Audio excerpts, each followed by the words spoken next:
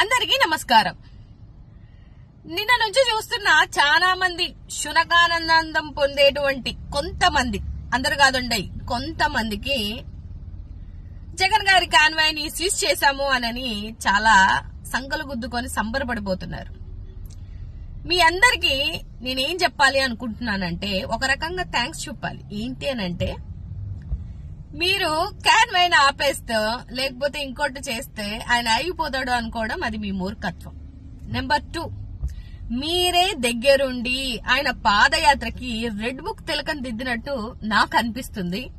So vintage Jagan గారిని చూసి చాలా రోజులైంది కాబట్టి ఎప్పుడో ఒకసారి, నెలకు ఒకసారి వచ్చి ప్రజల్లో ఉంటేనే ఓర్వలేక ఉన్నటువంటి మీకు మరి సలహా ఎవరిచ్చారో గాని, మరి 24/7 ప్రజల్లో ఉండే విధంగా ఆయన పాదయాత్రకి మీరు శ్రీకారం చుట్టినట్లయితే డెఫినెట్ గా రాబో రోజుల్లో మీకు దేత్తడి పోచమ్మ గుడి.